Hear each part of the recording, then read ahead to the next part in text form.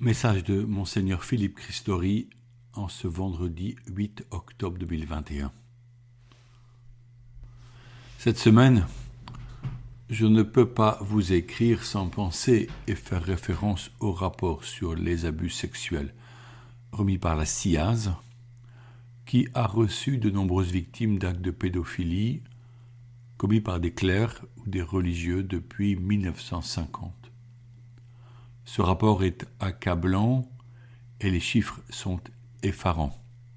Il révèle les terribles souffrances des victimes, le traumatisme, le poids du silence imposé. L'omerta n'a que trop duré et aujourd'hui nous remercions ceux qui ont osé parler afin qu'avec eux nous puissions connaître la vérité et agir concrètement pour que de tels faits ne se reproduisent pas. Pour être combattu, le mal doit être connu. La vérité doit être révélée, si douloureuse et terrible soit-elle. C'est le sens de ce travail. Le rapport annonce 216 000 victimes abusées par des clercs depuis 1950. Environ 3 000 prêtres seraient coupables. L'étude faite par l'IFOP et l'INSERM sur un échantillon de 28 000 personnes dévoile que 5,5 millions de personnes aujourd'hui adultes furent abusées sexuellement avant leur majorité.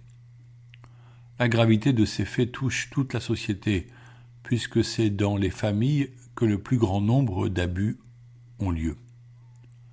Ce rapport accablant pour l'Église doit nous conduire et doit conduire la société tout entière à agir pour protéger les enfants, accompagner psychologiquement les adultes ayant des pulsions pédophiles avant qu'ils ne passent à l'acte et commettent un crime. Le chemin sera difficile et long. Prions, implorons pour que l'Esprit Saint nous éclaire, pour que nous trouvions des solutions réalistes et durables partout où des adultes et des enfants se côtoient. Notre maison mère doit être une maison sûre. Le rapport fut remis aux évêques de France le mardi 5 octobre.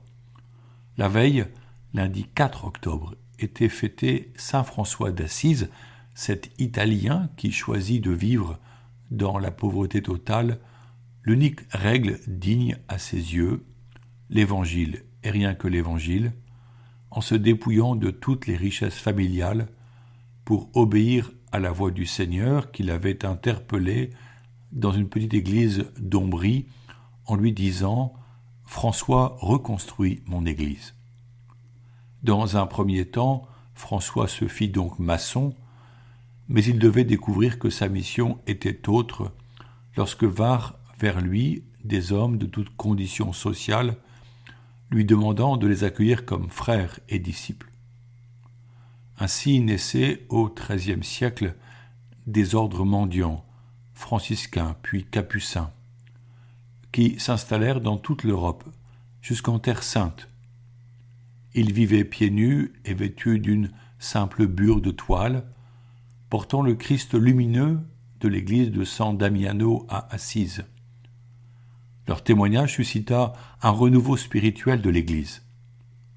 Bientôt, Claire d'Assise, l'amie d'enfance de François, le suivit pour fonder une communauté de femmes vivant à même la terre battue dans la prière continuelle qui deviendra l'ordre des Clarisses. La figure de saint François nous interpelle en ces jours difficiles. Certes, la vie de la société et de l'Église en ce siècle n'est pas comparable à celle du Moyen-Âge. Cependant, Jésus-Christ nous donne toujours le même évangile. Je cite l'Écriture. Il leur prescrivit de ne rien prendre pour la route, mais seulement un bâton, pas de pain, pas de sac, pas de pièces de monnaie dans leur ceinture. Mettez des sandales, ne prenez pas de tunique de rechange. Marc 6, au verset 8.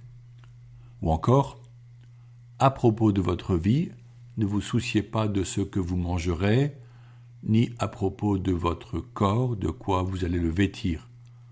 En effet, la vie vaut plus que la nourriture et le corps plus que le vêtement.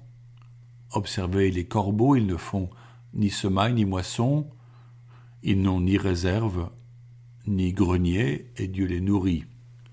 Vous valez tellement plus que les oiseaux. Luc 12 au verset 22-24. On lit encore.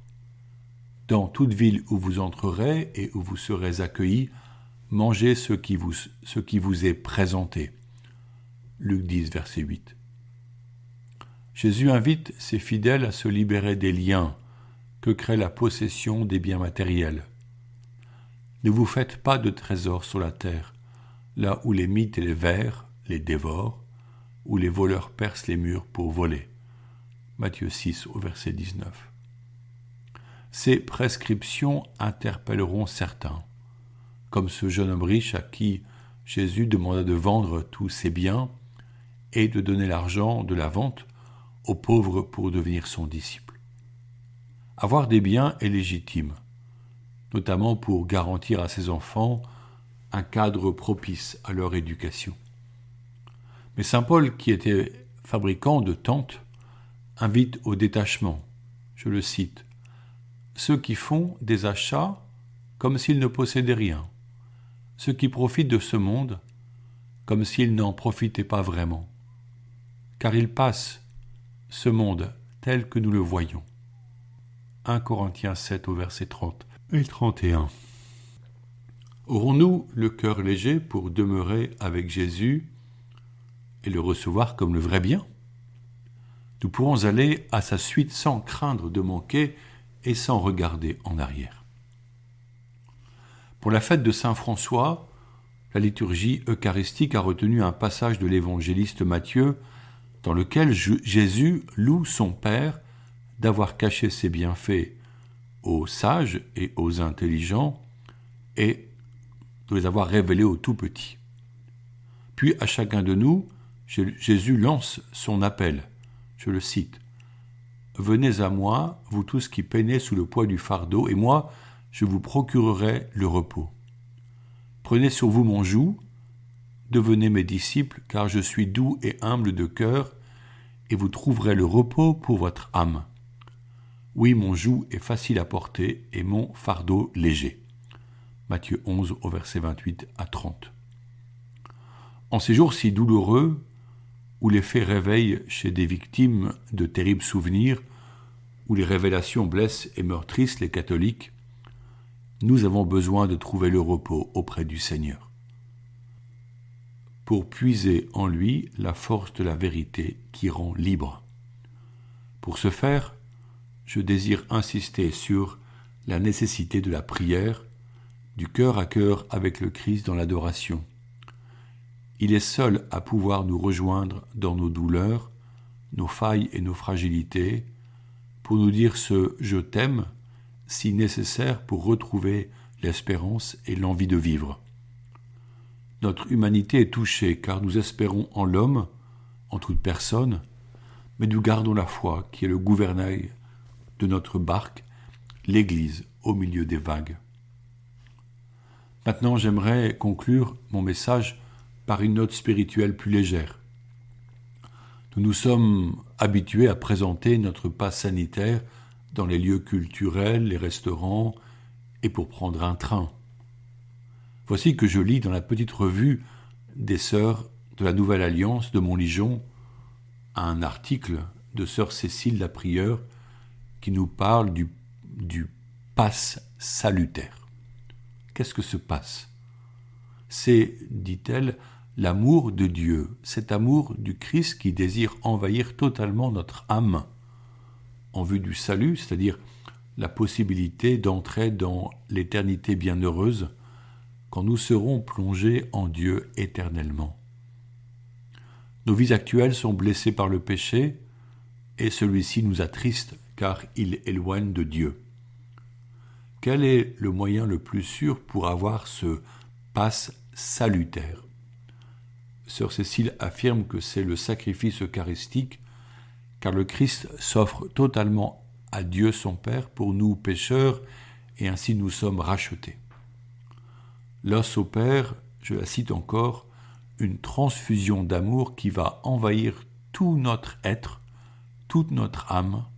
C'est cela le passe salutaire.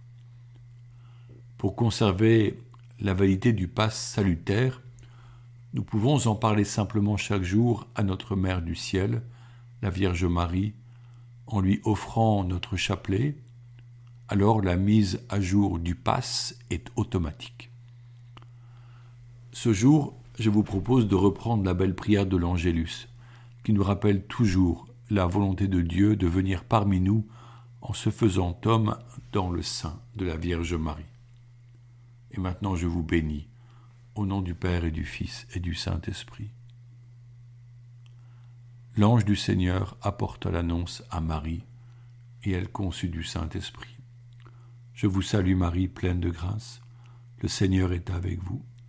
Vous êtes bénie entre toutes les femmes, et Jésus, le fruit de vos entrailles, est béni. Sainte Marie, Mère de Dieu, priez pour nous, pauvres pécheurs, maintenant et à l'heure de notre mort. Amen.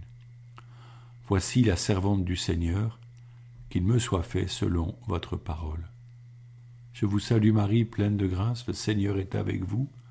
Vous êtes bénie entre toutes les femmes, et Jésus, le fruit de vos entrailles, est béni. Sainte Marie, Mère de Dieu, priez pour nous pauvres pécheurs, maintenant et à l'heure de notre mort. Amen. Et le Verbe s'est fait chair, et il a habité parmi nous. Je vous salue Marie, pleine de grâce, le Seigneur est avec vous. Vous êtes bénie entre toutes les femmes, et Jésus, le fruit de vos entrailles, est béni.